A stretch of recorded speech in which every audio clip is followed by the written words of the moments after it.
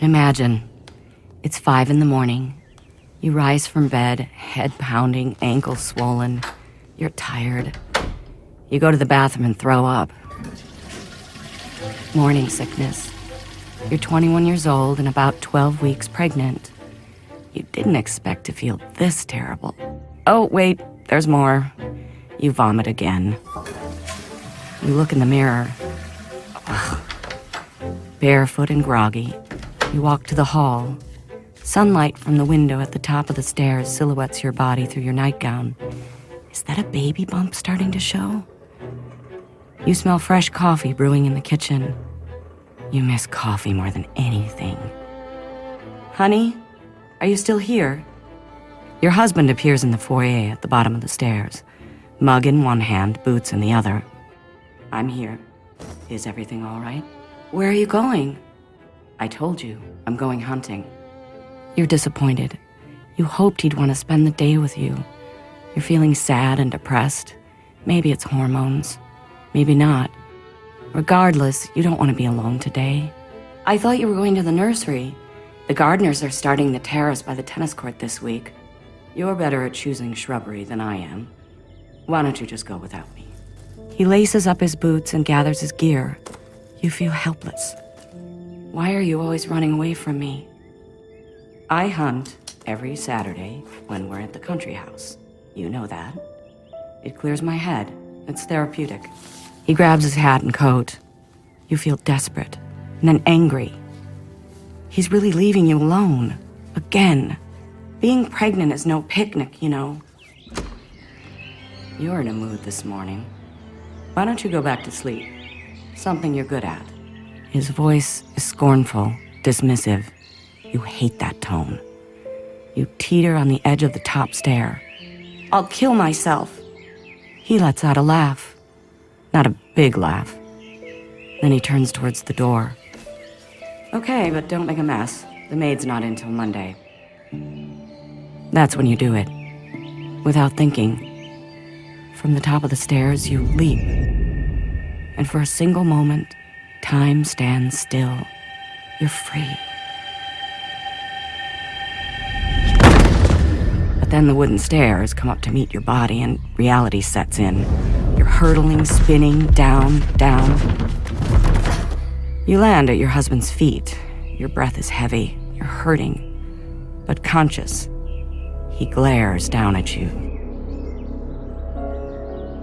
A fleeting thought runs through your head. This isn't how it's supposed to be. The look on his face shows little sympathy. It's pure outrage.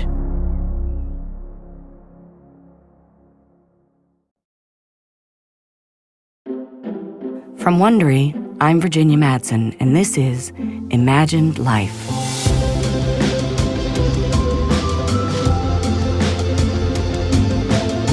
On each episode, we'll take you on an immersive journey into the life of someone you may think you know, maybe even admired, or the opposite. But no one realizes what it felt like to be them before the whole world knew their name. There will be clues to your identity along the way, and only at the end will you find out who you are. So sit back, let go, and imagine your life. This is The Bride.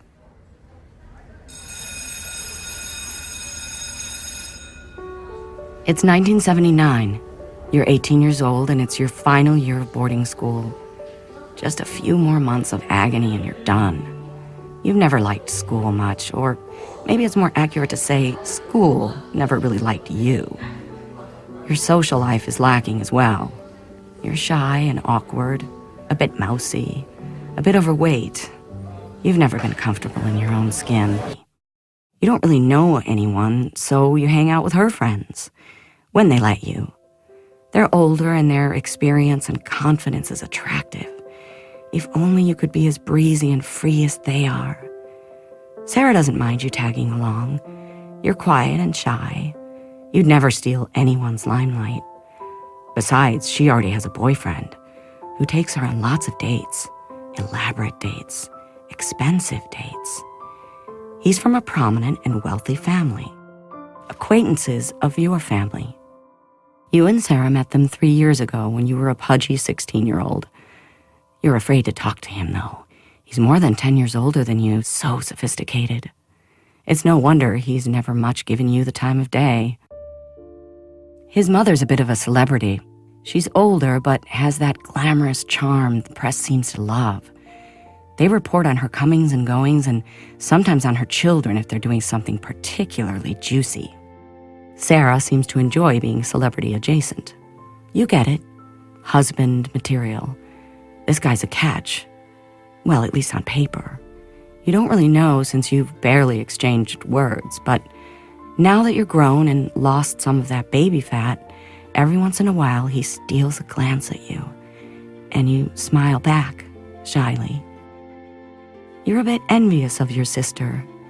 You've never had a boyfriend.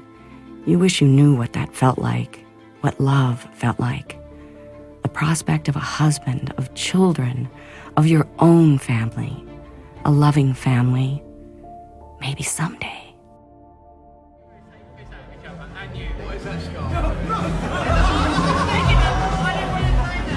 After living in the city a few months, away from the pressures of school, you feel like a great weight's been lifted off your shoulders.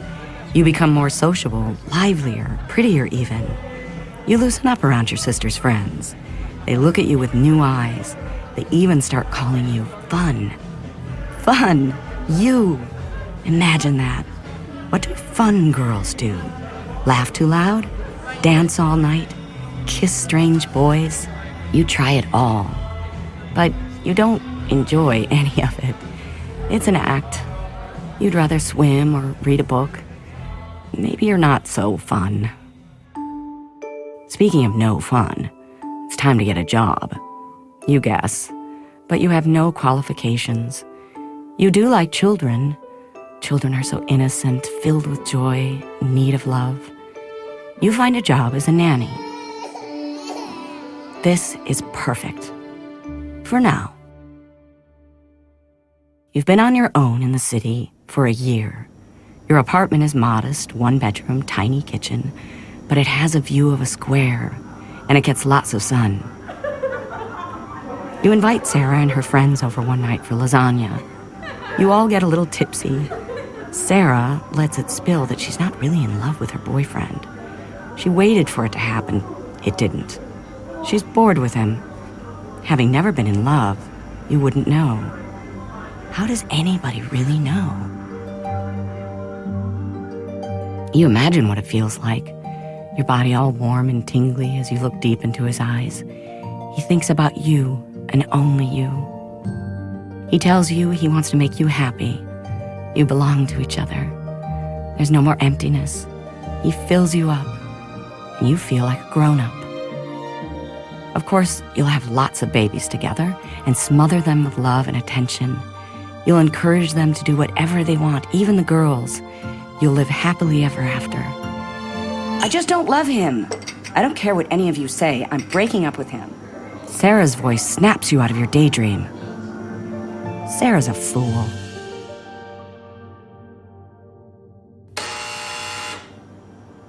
You look at the foggy image on the monitor by your door. A face is inches away from the security camera downstairs. What's he doing here? You press the talk button. Sarah's not here. I came to see you. Me? What could he possibly want from me? Well, you better go find out. I'll be right down. You check the mirror to see how you look. Oh, God. You keep meaning to do something about your hair. Maybe some color and makeup. Oh, never mind, he's waiting. You rush downstairs and open the door. And there he is, standing on the stoop in a tie and jacket. Always so formal. He looks at you with hopeful eyes, like a schoolboy. Would you like to go to a performance of Verdi's Requiem with me? Sarah tells me it's your favorite. And just like that, without missing a beat, your sister's now ex-boyfriend is pursuing you. You feel a little shocked. Sure. That would be nice. Tomorrow night I'll send a car for you at 6. We'll grab a bite to eat afterward. You have a hard time meeting his eyes, so you just look at the ground and smile. And then he's gone. Alone inside, you feel a little shiver up your spine. Is it anticipation or second thoughts? You're not sure. What just happened? Why is he asking you out? Is he desperate? On the rebound? Or maybe, just maybe, he likes you. Stranger things have happened. And he really is kind of cute in a nerdy way. Oh my God, someone is interested in you. This could be fun. Your first date is followed by several dates, fancy dates, operas, yachts, a ski trip.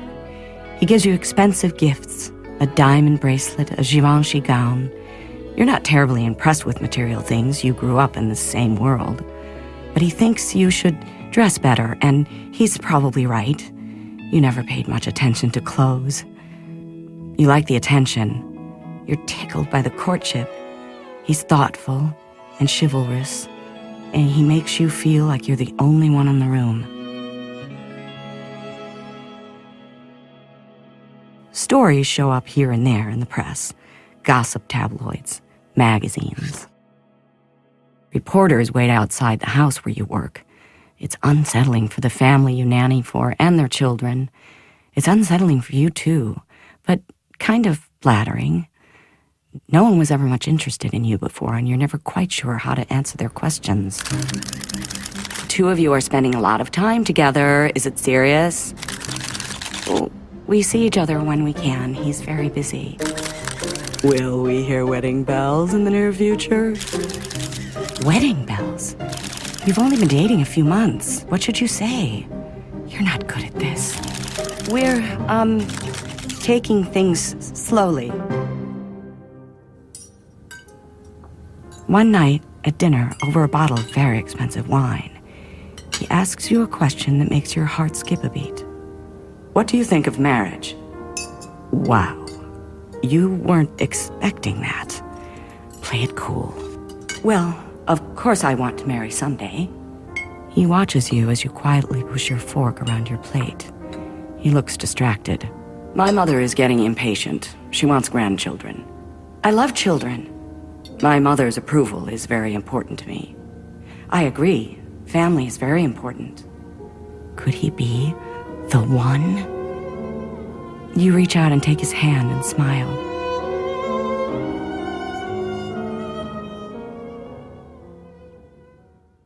You've been exclusive for 4 months, and you hear his mother approves of you. She never seems to take any interest in actually talking to you when you see her, but your boyfriend assures you she likes you. You know how much that means to him. Sure, he can be a bit of a mama's boy, but you find that sweet. A boy who loves his mother.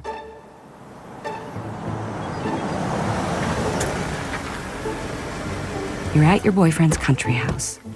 It's magnificent, with manicured gardens and a beautiful oak tree in the front.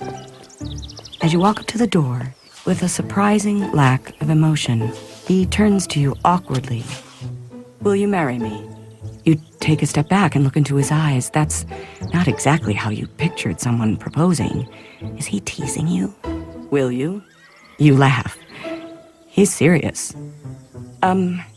Yeah, okay. I will treat you like a queen. There it is. Yes, yes. I love you so much. Yes. The following week, your engagement is announced. You stand next to your fiancé in front of his parents' house before a slew of reporters and photographers.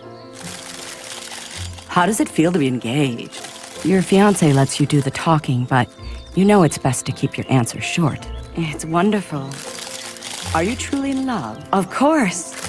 Your fiancé has been quiet until now. Whatever in love means. Everything stops. Reporters are caught off guard. You feel like you've been punched in the gut. Your fiancé wraps his arm around you and escorts you into the house. When you're out of range from the press, he squeezes your waist and whispers, "A bit chubby here, aren't we?" You're not sure how to respond. You brush his hand off your waist. While his criticism is unsettling, note taken. Hey, it's Robbie. In the last episode of Imagined Life, you heard me talk about how I began a journey to learn more about my story by taking an ancestry DNA test. I always knew I had Native American roots, but I didn't know my biodad. My kit came in from Ancestry. I spit in the tube, which was kind of fun, sent it off, and in no time, I had this really detailed snapshot of what I'm made of. Turns out I'm about a quarter Southwest Native American, but also about 50% German, and a quarter Northern British, too, all tracked to their regional origins. It's hard to describe what it was like to suddenly have a better understanding of where my ancestors came from. I've never felt more a part of or connected to the broader human story and the qualities we all share. With over 350 region results, 2 times more than any other DNA test, Ancestry DNA brings family stories to life like nobody else. Join me in learning a more complete story of you. Go to Ancestry.com/imagined to get your kit today. And for a limited time, it's on sale for $59. It's the perfect gift for the perfect price. Give the gift of discovery to yourself or share it with those you care about the most. That's Ancestry.com/imagined.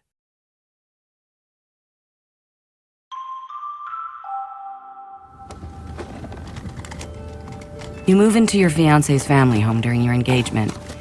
As you unpack your things, you find a letter on your bed addressed to you. It's from the wife of his best friend, Andrew, an invitation to lunch. You've met her a few times, but you haven't spent any time with her alone. She's older than you. She can be a bit intimidating, but you're curious. The restaurant is fancy. Ladies in gloves, hats, big jewels. Waiters in vests mill about with silver trays. As the hostess brings you to your table, Andrew's wife stands to greet you. She grasps your hand and air kisses each cheek. Thank you for accepting my invitation. Of course. I love this spot. Have you been? No, it's lovely.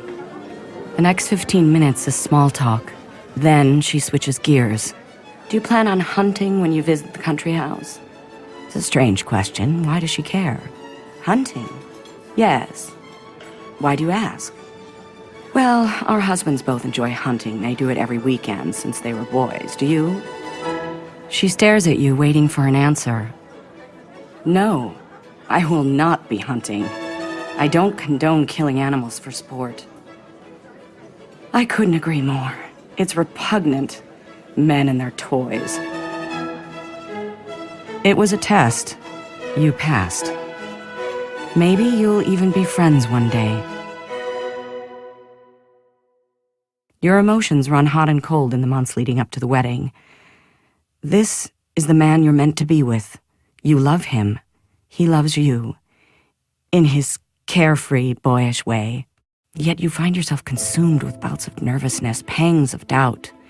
His occasional digs, his offhanded remarks make you feel insecure. Your friends assure you what you're feeling is just cold feet. Every girl gets them. It's only natural. But your future mother-in-law is thrilled. Her boy is finally getting married. She takes charge of the wedding plans and controls every detail. Seating chart, food, tableware, flowers. But some decisions you refuse to give up. Like the ring. Your fiancé asked you to choose an engagement ring. You pick a beautiful sapphire ring from a catalog and show his mother the picture. You're getting your ring from a catalog? Later, your fiancé tells you she thought your choice was unsophisticated and working class. Okay, who cares what she thinks, but why did he tell you?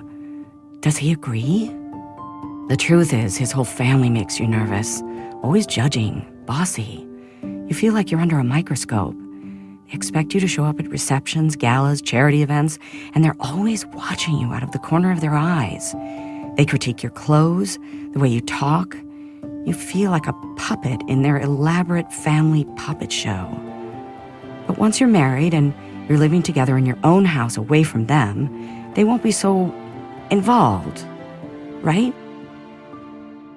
Behind closed doors, you're eating like crazy, binging late at night on leftovers. You look in the mirror and hear his voice. A bit chubby here, aren't we? You force yourself to throw up. You want your future husband to find you attractive. You convince yourself this is not a big deal. You have to look good for the wedding. Everyone will be watching. You've got this under control. You've got this. As the big day approaches, the pounds melt off. You go from a 29-inch waist to a 27-inch waist. By the time of the wedding, you're down to 23. Your fiancé will be proud.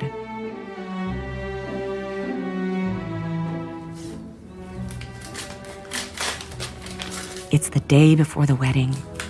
You open the morning mail. You notice a charge on your husband's bill for a bouquet of flowers.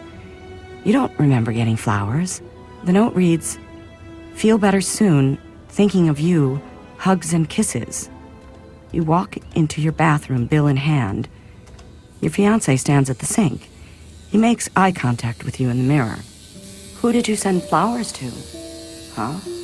Flowers." You hold up the bill. "Why are you reading my mail?" "These weren't meant for me." "Who are you thinking of?" "Andrew's wife. Andrew, who lives down the road from the country house." "Yes, my friend, Andrew." "Flowers for your best friend's wife?" "Darling, it's nothing. We're close, that's all. We've known each other for years." "Hugs and kisses?" "I suppose there's no harm in telling you." "What?" "We used to date." "She's your ex-girlfriend?" "It was 10 years ago." You put down the receipt on the marble vanity. He rubs your shoulder. "There's nothing to be jealous of, my love. She's married and has a husband to think about." Maybe he's right. He's just being thoughtful. No, you're angry, and you have every right to be. Why are you just now learning they used to date? You feel like you're going to be sick. "Can you give me a moment, please?" He leaves the bathroom. You wash your hands and splash water on your face. This isn't happening.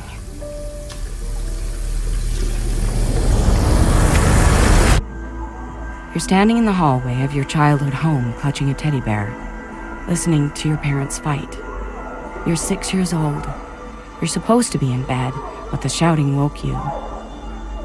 Your mother sits at the kitchen table, tears streaming down her face. Your father stands above her, glaring. "You spend way too much time with him. You're never here. Who am I supposed to spend my time with?" The slap startles you. Your own face stings like it was you that was hit. Your mother clutches her cheeks and bursts into tears. You cry too, silently. Your fiancé shakes you by the shoulders. Your blouse is damp from tears and sweat. "Are you all right?" Your eyes meet. "No, I'm not. It's just last-minute jitters, honey. You'll be fine."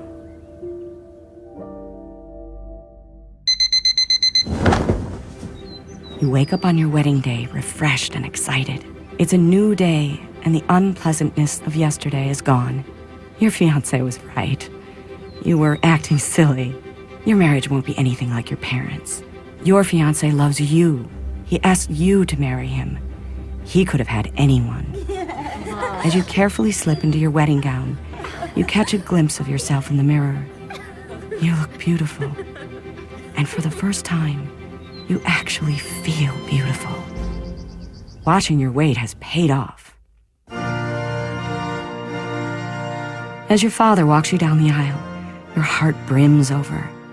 You've never been so excited, so full of hope. You look at your soon-to-be husband through your veil, and you feel like the luckiest girl in the world.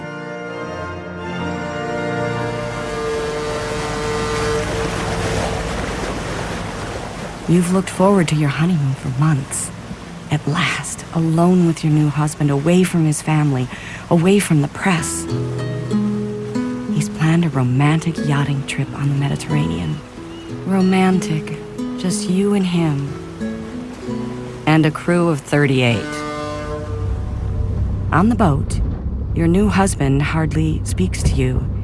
He prefers reading, and fishing by himself on the deck. He's totally absent, checked out, and he's asked the crew not to bother you.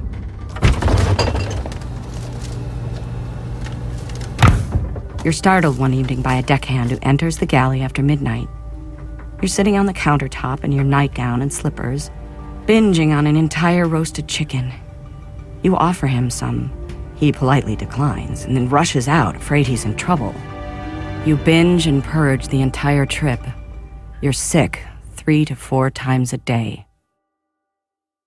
Back from the honeymoon, you and your new husband retreat to the country house. He continues to go about his business as if you aren't there. He's critical of your idle time. He encourages you to find a hobby. Riding, gardening, knitting. With every word, he pushes you away. You worry that maybe something happened on that wedding day to change his feelings for you. Your bouts of bulimia become more frequent. You're on autopilot. It's like you're watching yourself from across the room, powerless to intervene. When your husband's distant, you eat. When he's critical, you throw up. While comparing calendars with your husband in your bedroom one morning, 2 photos pop out of his leather-bound book. They're pictures of his best friend's wife. You pick them up. Photos? Really? Give me those. Why do you keep pictures of her in your daybook? What are you doing? Those are mine. Be honest. You're in love with her. You're being ridiculous. You fight back tears, throwing the photos in his face. Are you sleeping with her? I refuse to play this game with you. I'm going out. Hunting? Yes. I'm going hunting. You cry. You rip up the bedroom. You throw clothes, books, a crystal lamp. And then you sit down quietly on the bed. And that's when it hits you. Why didn't it occur to you before? Your husband's best friend and his wife lived just 12 miles down the road from the country house. On those weekends, he's not hunting. Nobody does that much hunting. It's 1967. You're peeking out your parents' bedroom window. Your father's loading suitcases into the car. Your mother's suitcases. She walks across the driveway and gets in the car. You watch your father's face as he watches his wife back out of the driveway and out of your life. You reach out your hand and touch the window, a lump forming in your throat. Why isn't she taking you with her?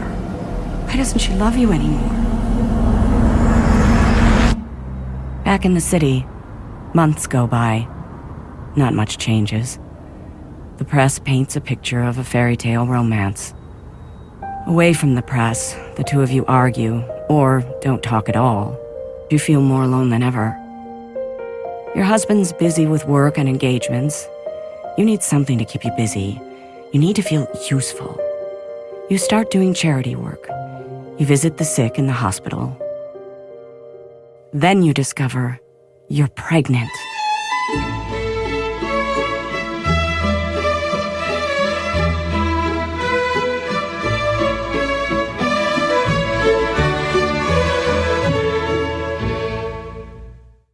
Every year, you tell yourself you're going to start early on holiday gifts, and every year it sneaks up on you. I can relate. Not to worry, though. I'm going to help you out this year. Give the gift of Audible. With Audible, members can access an unbeatable selection of audiobooks, including bestsellers, motivation, mysteries, thrillers, memoirs, and more. You can choose 3 titles every month, 1 audiobook, and 2 Audible originals you can't hear anywhere else. One great title you can find on Audible, The Power of Habit, by award-winning New York Times reporter Charles Duhigg. This book takes you to the thrilling edge of scientific discoveries that explain why habits exist and how they can be changed. Right now is the best time to gift Audible to someone on your list, or give yourself the gift of listening, because now, for a limited time, you can get 3 months of Audible for just $6.95 a month. That's more than half off the regular price. Just go to audible.com/imagined or text imagined to 500-500 to get started. That's Audible, AUDIBLE.com/imagined or text imagined to 500-500.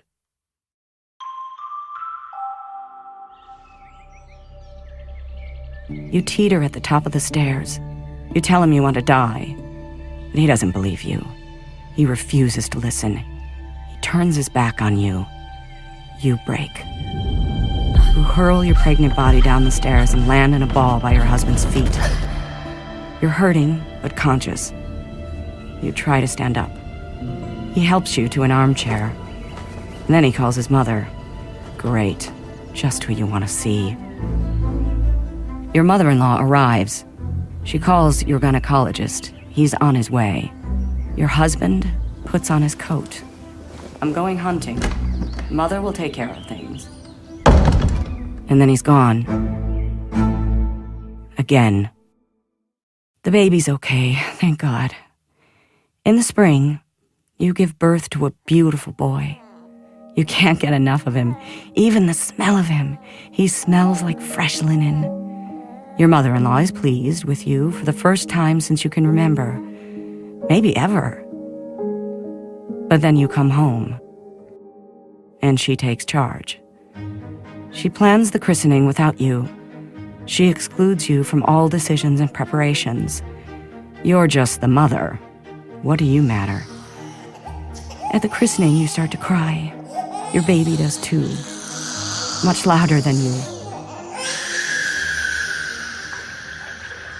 One night, you're getting ready for bed as your husband takes a bath.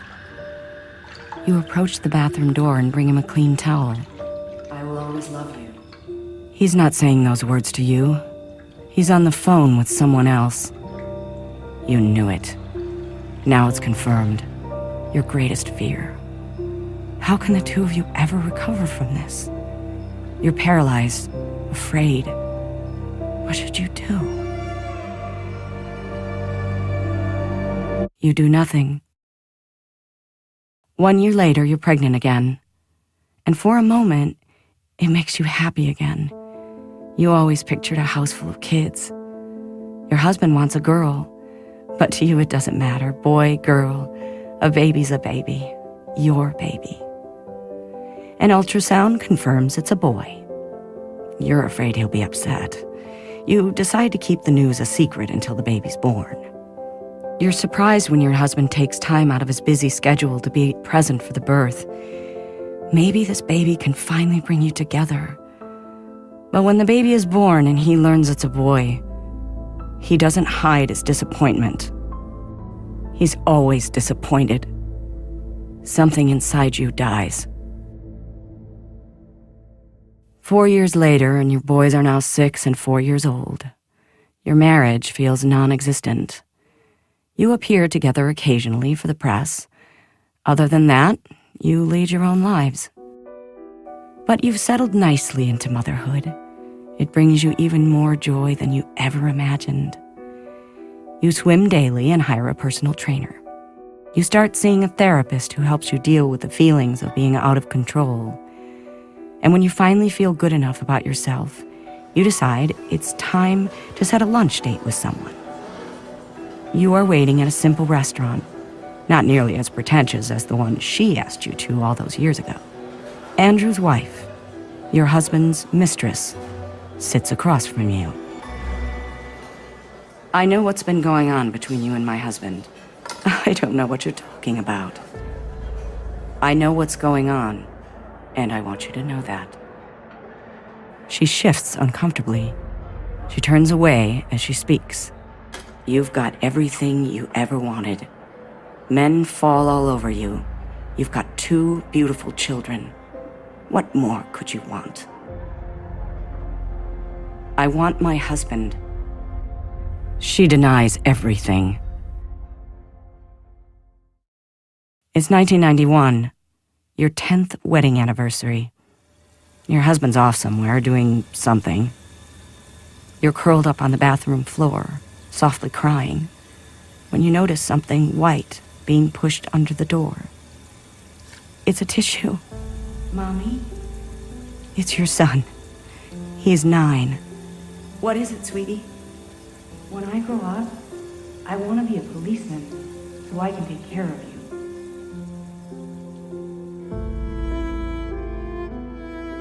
You want a divorce, but you're worried your mother-in-law will make sure you never see your children again. You know how it feels to lose a parent to infidelity and divorce. You can't do that to your own boys. A year later, and you start to believe that your husband's mistress will never go away. You've confronted him. You've confronted her. Nothing's changed. It's time to make bolder moves, bolder than you ever have in your life. There are 3 of you in this marriage, and it's getting a bit crowded. You tell your husband you want to separate. His mother gets involved immediately, and she isn't happy. In fact, she's adamant you stay together. No one gets divorced in her family, and it's not going to happen on her watch. She starts a whispering campaign against you. She spreads rumors about your behavior and implores family members to take sides. You grow paranoid. You scan your house for listening devices, but you're firm in your resolve. For you, the marriage is over. It's the hardest thing you've ever had to do. You move out, and with the boys in boarding school, you feel very much alone. You attempt to create a new life for yourself. You keep busy with charity work. You spend more time visiting the sick at the hospital. You pay more attention to your health. You secretly date. You socialize. And the press hounds you at every turn. They want to know, where's your husband? What's happened to your marriage? You're exhausted and frustrated by the constant questions, the prying eyes. 2 years into your separation, you make a decision, one of the biggest of your life. You surrender and agree to a television interview, but you're going to do it your way, an honest and detailed account of your marriage. Until now, you've been quiet to protect yourself and the boys. But how long can you live in silence? Suppressed, controlled? You've felt controlled your entire life. It's time you take control. It's time for the truth. In the interview, you talk about your husband, how he made you feel undesirable and seemed disinterested in the marriage. You talk frankly about your eating disorder and your struggle to overcome it. When the interview airs, your mother-in-law is livid. Now she changes her tune. She insists you divorce. Your husband falls in line. Family lawyers begin working on a settlement. Your marriage is officially over. You're ready to move on. 2 years later, you meet a 41-year-old Hollywood film producer. He has a reputation as a bit of a playboy. Don't you ever learn? But you can't deny the chemistry.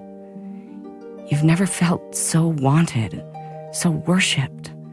He showers you with attention. He gives himself to you, fully, undivided. You feel like you've been given a new lease on life. And he loves the boys, and they love him. They spend more time with him than they do with their father. One night, you're having dinner at the Ritz in Paris. You notice a bulge in the side pocket of his jacket draped on the back of his chair. He leaves the table to make a call. You peek. It's a velvet ring box. You don't open it. You put it back. You want to be surprised. Is it possible, you wonder? Is there a happily ever after for you after all? The relationship has turned into a full-blown love affair. You jet set all over the world. He's lavished you with gifts. Not that you need gifts, but the appreciation. You finally feel appreciated. He never criticizes or corrects. He compliments you, tells you you are perfect exactly as you are. He wants you to be happy. It's so simple. No one's ever wanted that for you. Sometime past midnight, you leave the restaurant. As your relationship has gotten more intense, The press has been more and more on top of you. There's a throng of photographers waiting outside. Your boyfriend has even arranged a decoy black sedan to throw them off. When the decoy pulls away, the press scatters, and your sedan pulls up. You and your boyfriend hop in the back. It pulls away. Your driver, Paul, glances in the rearview mirror. It didn't work. We're being followed. A car and 2 motorcycles. Well, pick up the pace.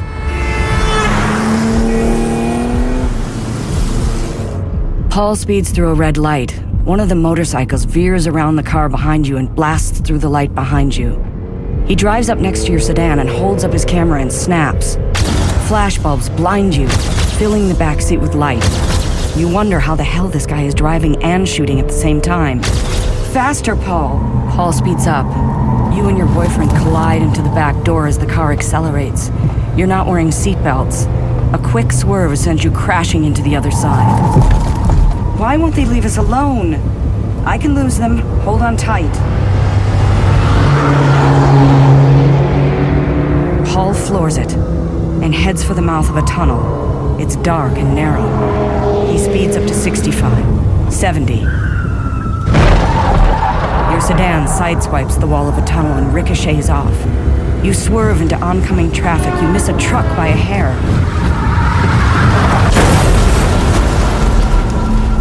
You collide head-on into a concrete column. Your body slams into the front seat.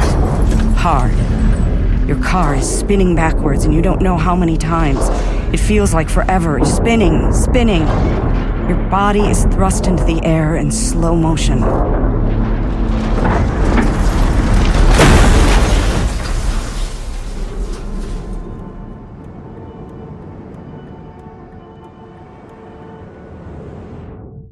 You black out.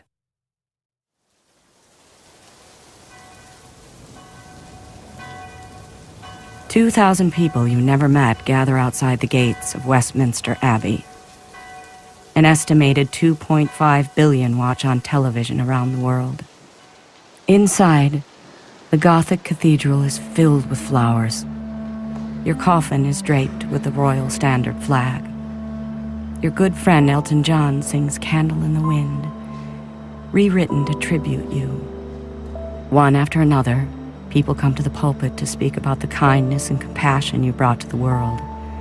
How you connected with people from all walks of life, from the homeless to the terminally ill. One person remembers the love in your heart for children with cancer.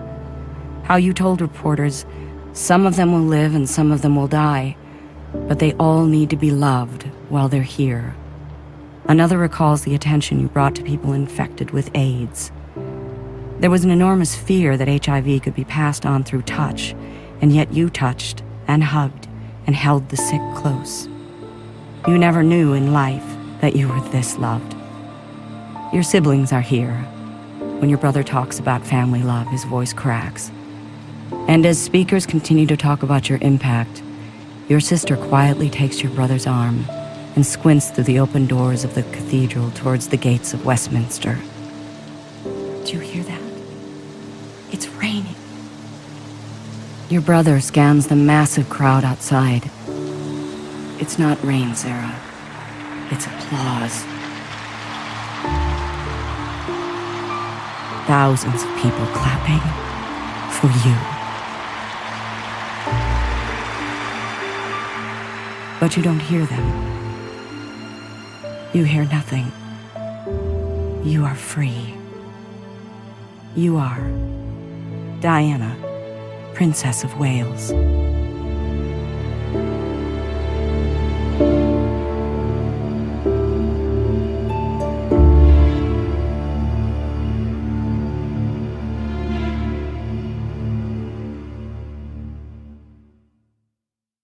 I hope you enjoyed this episode of Imagined Life. If you did, please subscribe right now on Apple Podcasts, Spotify, Google, Wondery.com, or wherever you're listening. If you're listening on a smartphone, tap or swipe over the cover art of this podcast, where you'll find a link on the episode notes and some offers from our sponsors. Please support our show by supporting them. If you like what you're hearing, we'd love for you to give us a 5-star rating and tell your friends to subscribe. Another way to support us is to answer a short survey at wondery.com/survey. And a quick note about the recreations you've been hearing. In most cases, we can't know exactly what was said. Those scenes are dramatizations, but they're based on real historical research. I'm your host, Virginia Madsen. Michael Seldich wrote this episode. Sound design is by Jeff Schmidt. Editing assistance by Sergio Enriquez. Theme music by Breakmaster Cylinder. Imagined Life is executive produced by Stephanie Jens and Marshall Louis, and created by Hernan Lopez for Wondery.